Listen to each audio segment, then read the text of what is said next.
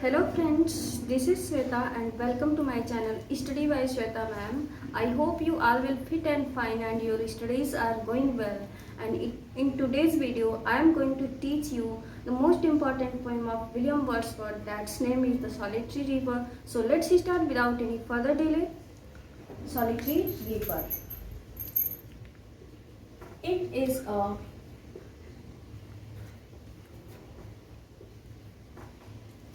Ballot. यह एक ballot है, जनरली इसको बैलेट बोला जाता है या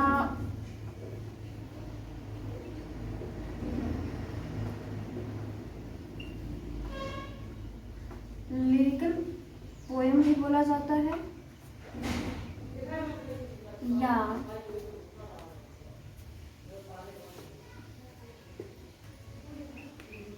लिरिकल बैलेट।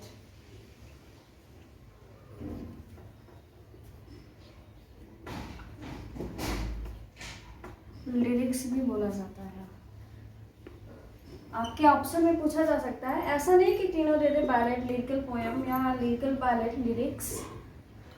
सो जनरली इसको बैलेट बोला जाता है या लिरिकल पोएम या लिरिकल बैलेट, लिरिक्स। ये इसका जनरा हो गया। अब आगे हम बताएंगे it's composition date. It was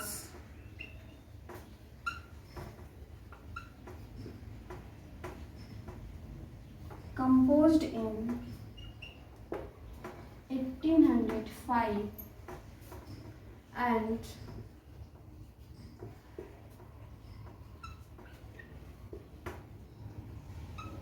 published in 1807. Poems in 2 volumes.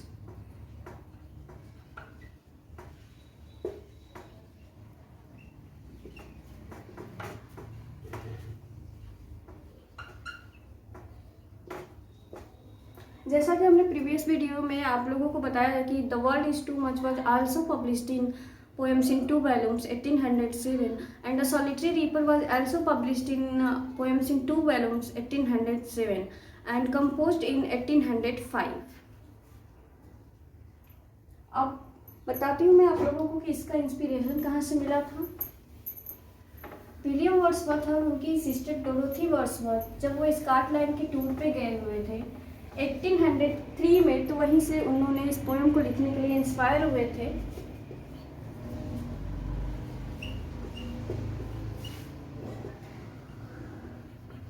William Wordsworth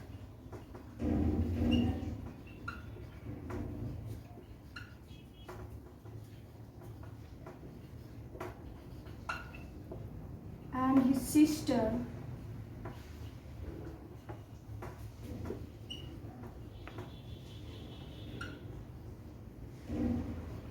Dorothy Wordsworth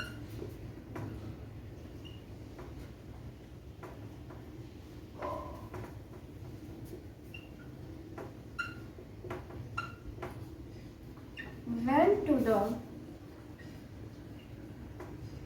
tour of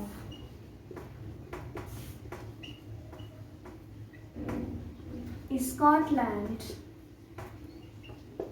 in 1803। जब विलियम वर्ड्सवर्थ और उनकी सिस्टर डोरोथी वर्ड्सवर्थ स्कॉटलैंड के टूर पे 1803 में गए हुए थे, तो वहीं पे उनको इस पोएम को लिखने का इंस्पिरेशन मिला था और उन्होंने इस पोएम को 1805 में कंपोज करना स्टार्ट कर दिया था और इसके बाद कंप्लीट होने के बाद 1807 द पोएम्स इन 2 वॉल्यूम्स में पब्लिश कराया था। आई होप कि आप लोगों को ये पॉइंट्स अच्छे से समझ में आ गए होंगे।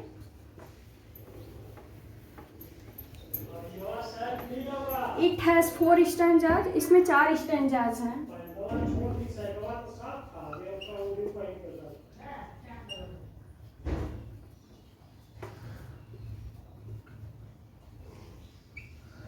इट हैज़ 4 स्टैंजाज, इसमें 4 स्टैंजाज हैं कुल और सब में 8 लाइन्स हैं। 8 lines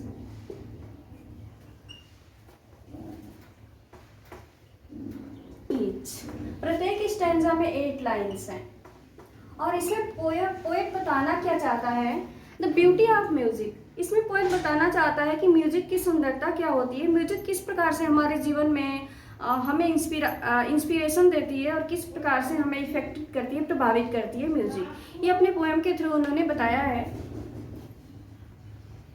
in this poem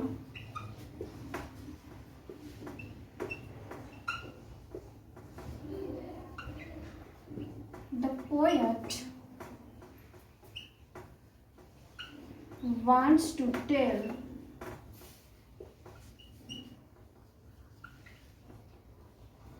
the beauty of music.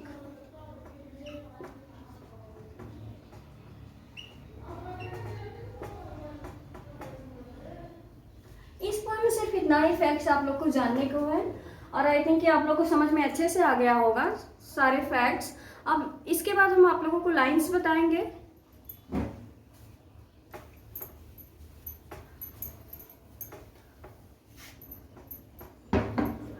Stanza first.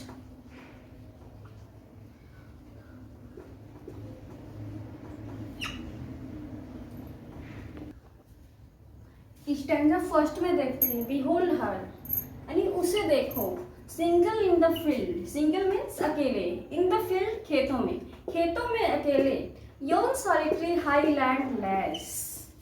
Highland का मतलब होता है, एक स्कॉटलैंड का एक क्षेत्र होता है हाईलैंड, यानी स्कॉटलैंड के दो भागों में डिवाइड किया गया है। एक हाईलैंड होता है और एक लो लैंड होता है। हाईलैंड एक पहाड़ी क्षेत्र होता है और लो लैंड एक सपाट क्षेत्र होता है।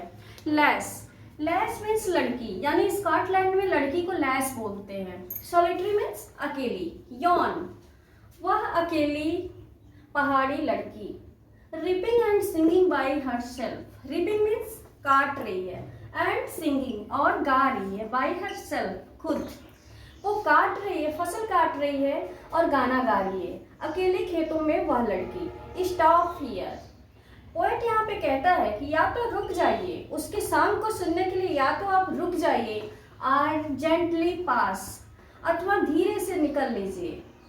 Alone she cuts and binds the grain, अकेले वह फसल को काट रही है और बांध रही है। कट्स मीन्स काट रही है, बाइंड्स मीन्स बांध रही है, ग्रेन मीन्स फसल। वह अकेले ही फसल को काट रही है और बांध रही है। ओ लिसन, अरे सुनो, for the well profound, well means valley, valley यानी घाटी, प्रोफाउंड मीन्स होता है असर यानी प्रभाव। उसके सिंगिंग की आवाज़, यानी उसके गाने की आवाज़ पूरे घाटी में फैली हुई है।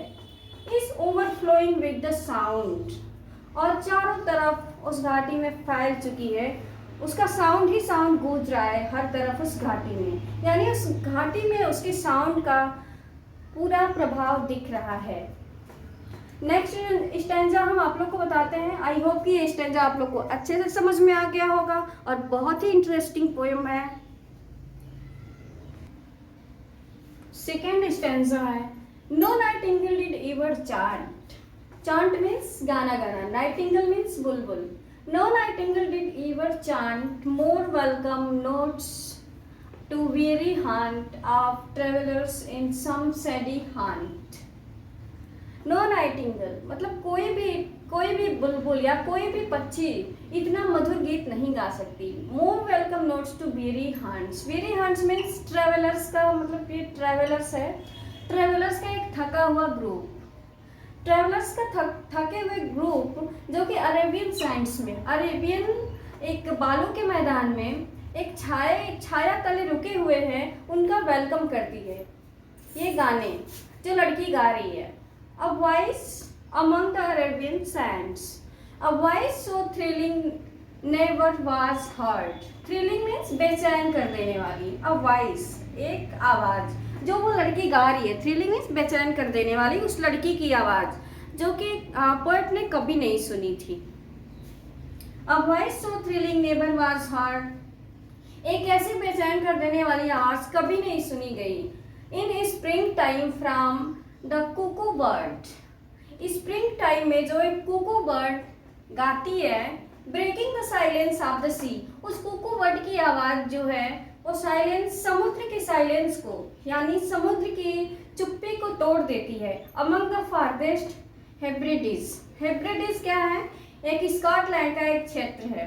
मतलब कि दूर से दूर जो हेब्रिडेस दिख रहा है उनके बीच में ये समुद्र की साइलेंस को ब्रेक कर देती है, यानी समुद्र के साइलेंस को, चुप्पी को तोड़ देती है, जो कुक्कू बर्ड की आवाज़ है। यहाँ पे बोला है पोएट ने कि no nightingale did ever chant, कोई भी नाइटिंगेल, कोई भी पक्षी इतना सुंदर नहीं गा सकता है। यानी इस पोयम में दो पक्षियों का जिक्र किया गया है, पहली एक नाइटिंगेल और दूसरी कुक्कू। तो आई होप कि आप लोगों को स्टैंजा सेकेंड यानी इसकी लाइन्स आप लोग को अच्छे से समझ में आई होगी। अब हम नेक्स्ट मूव करते हैं the stanza number 3।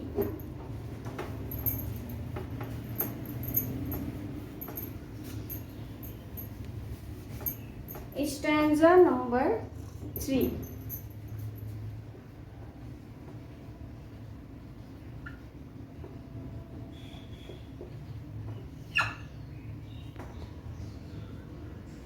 Stanza third.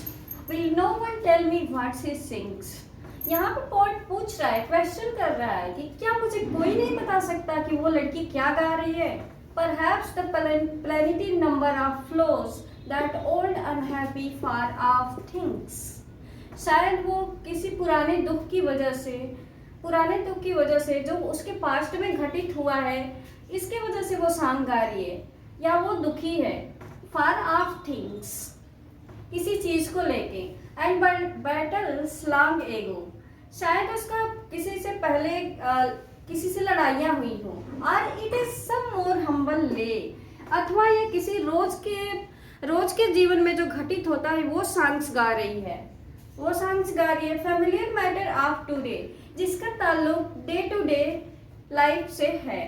Some natural सारो लॉस आर पेन, अथवा ये सब नेचुरल, ये कुछ नेचुरल दुख हो सकता है, लॉस हो सकता है, उसकी कोई कुछ हानि हुई है, आर पेन, अथवा कोई दुख हो सकता है, दैट हैज बीन, जो प्रेजेंट टाइम में है, एंड मे बी अगेन, और दोबारा हो सकता है। शायद इससे दुखी होके वो गाना गा रही है। यहाँ पे पोएट क्वेश्चन कर रहा है, पोएट रीडर से क्वेश्चन कर रहा है कि क्या कोई नहीं बता सकता कि वो लड़की क्या गा रही है। यहाँ पे वो इमेजिन कर रहा है कि शायद वो पुराने चीज़ों की वजह से दुखी होगी, या किसी से लड़ाइयाँ हुई होंगी उसकी, या ओल्ड या पहले किसी से लड़ाइयाँ हुई होंगी उसकी, या किसी पुरानी चीज़ों की वजह से वो अब भी दुखी है, और उसके लाइफ टाइम में डे टू डे लाइफ में जो घटित हो रहा है, और शायद बाद में भी हो सकता है, शायद इस वजह से वो लड़की दुखी है। वो पोएट कंफ्यूजन में है, उसके दुख का रीज़न उसको पता नहीं है, और वो रीडर से पूछ रहा है कि वो क्या मुझे कोई नहीं बता सकता कि वो लड़की किस लिए दुखी है।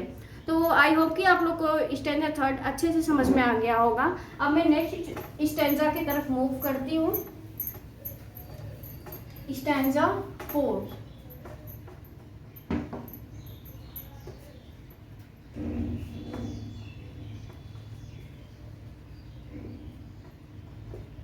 Stanza 4. Now let's move on the stanza 4.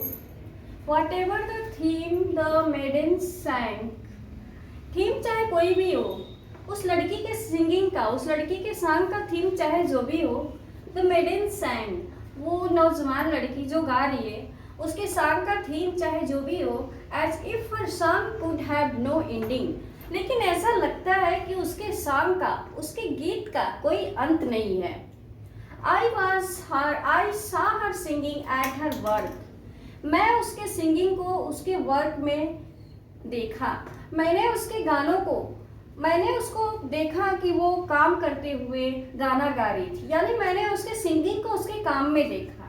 And over the sickle bending, sickle means एक औजार होता है, सिकल मतलब हाशिया, कि वो झुक करके हाशिए से फसल को काट रही है। I listen motionless and still and as I mounted up the hill, I listened, मैंने सुना, मोटिवलेस यानी चुपचाप खड़ा होके मैंने उसके गीत को सुना, एंड स्टिल और अब, as I mounted up the hill, और ऐसा लगता है कि मैं मोटिवलेस हूँ, मैं खड़ा हूँ लेकिन पहाड़ियों की तरफ चढ़ रहा हूँ।